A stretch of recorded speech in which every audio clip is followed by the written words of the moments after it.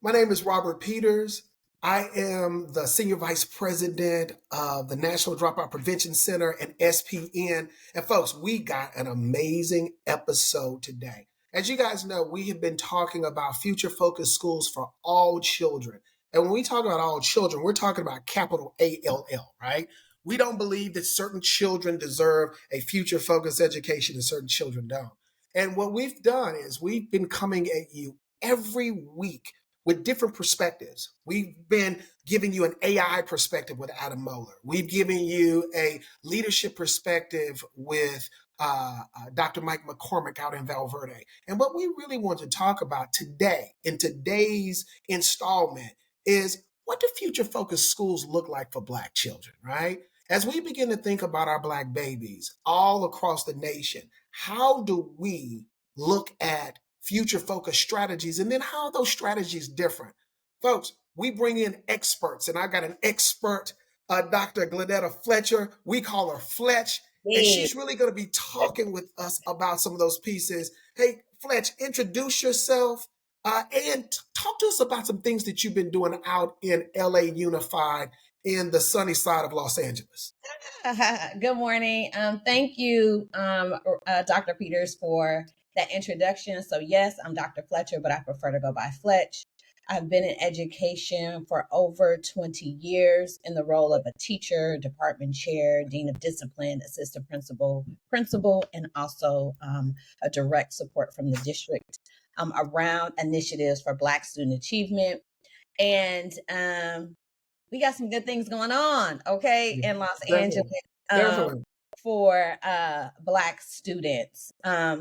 So I can share a little bit about the work that I've done recently with Black Student Achievement, which Definitely. is an initiative program that a lot of other districts and places are now wanting to model after, right? They want to emulate the work that we are doing when we specifically called out and had intentionality around preparing Black students and their families for life after high school, right? Real Okay. world, real life application, whether it's college or career readiness.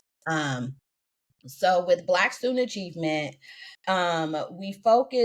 we created some indicators that will be supporting students academically, social emotionally, and then also specifically around our parent support. We That's good. know that with most students, right, the parent support in elementary and early childhood is heavy, right? It's Right. the backpacks, Right. it's the hand walking straight to school. And you begin to see less and less of that as you get to the secondary level. That's And it. so the plan really was intentional about how do we bring our parents back in? Because the work must be inclusive of the parents. It is not Right. inclusive of them, right? Because we know that the first teacher is at home, right? And then Right. we are an extension of what they have been taught, and we just expound on what they have given their children in preparedness for the world and for their career. So, Definitely. Definitely. I mean, when I think about it, I mean, you guys are doing some amazing work out there in mhm, LA Unified, and it's totally different than other pieces and other systems across the country because you guys have almost how many staff members just for Black students within the LA Unified? It was what, 50, 60? How many staff members you remember? How well, many staff? there are 20 designated folks across schools.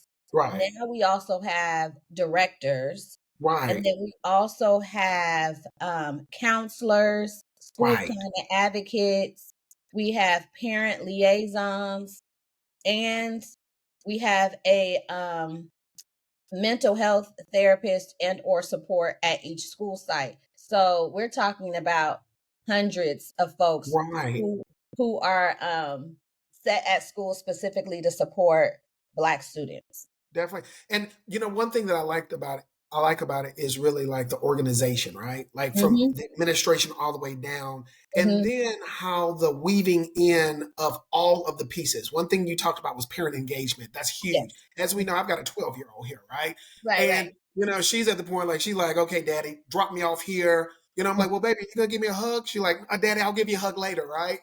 Like they kind of get a little disconnected as they get older. But you guys do a real good job of the parent engagement, the Yes. counseling, how you guys weave in the counseling, and then like this individual plan Yes. for all students, and then someone who kind of really supervise that individual plan, right? So Mhm. I wanna ask you a question, Fletch, and this is, I mean, as we begin to think about our this series, which is Future Focus for All Children, these schools for all children. One thing that we've done is we looked at it from a leadership perspective, but I want to begin to look at it from a student perspective now. Mhm. If you could think about, as far as Black children, our Black babies, if you think about what does a future focused school look like for Black students, girls and boys, tell me, what do you think? Give me some characteristics of that school So and the some things that you guys are doing in LA. yes. So when I think about what a school needs to be for Black students, not just in LA, but around the world, and Right, some of the things that we're doing here right now is one, they need to be seen, they need to be valued, and they need to be heard. right, What does that look like? Seen mean the minute that I walk onto that campus, I know that there's a representation in the walls, the curriculum, the staff is reflected in for them, right? And what I right. mean by, and I mean like at the high school level, I'm not talking about having pictures of your scholar athletes hanging on the Sure, wall. I'm talking sure. about your students for student of the month. I'm talking about Right, perfect attendance. I'm talking about most improved. I'm talking about just an all around scholar, like a kid who is doing the thing. They are right, recognized, they are seen, right?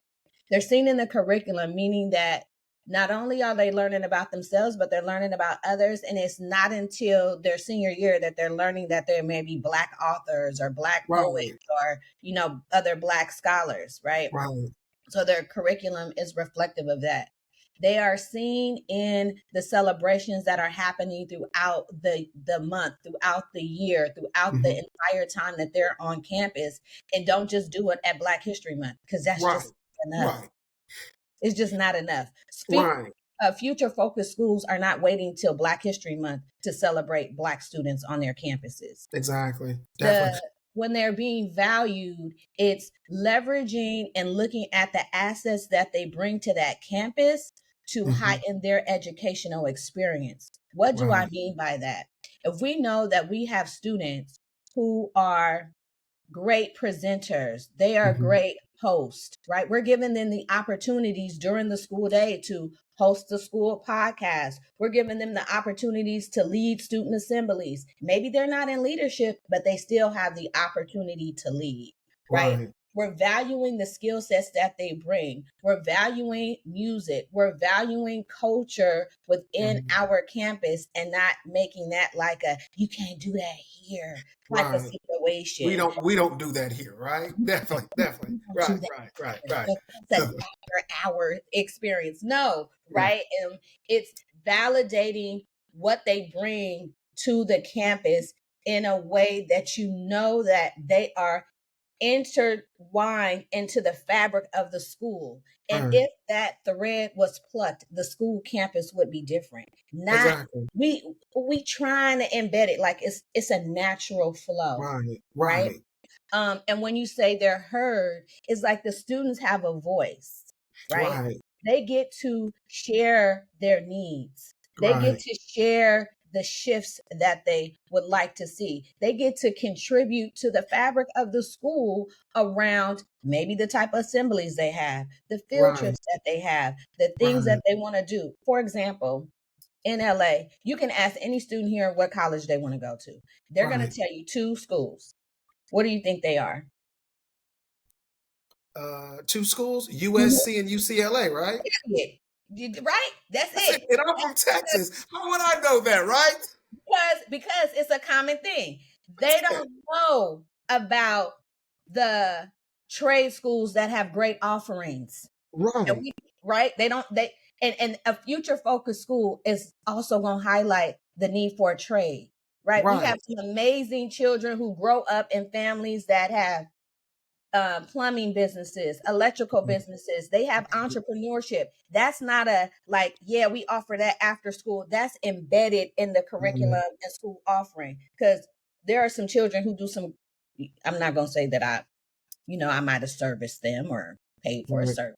Sure. But Sure. I know that their families are doing these great things, and we need to give Sure. that as an offering, right? Sure. We have Sure. to we have to embed that now and not put that later, right? Are we Right. offering the opportunity for children to have college courses while they're earning their high school diploma and not Exactly. just the kid with the 3.0 or the 3.5? Exactly. I like that. I like that. I love this seen, value, and heard because Mhm. I love it's extremely important that the relationship piece, right? As you know, children of color and really black children, I've seen all across the nation. I can go and I can say, "Hey, what did your teacher say?" And I Mhm. remember one time a child says, "She don't see me." Right. She actually said those words to me, right? She Mhm. doesn't see me. So the Mhm. thing is if a child does not really feel connected, then a Yeah. child is not going to actually work, whether they are African American or anyone. We're grown-ups. If Yeah. we're not seen, then we're not work. Yes. We're not going to work. And then value, like how do you take what I have to say into consideration, right?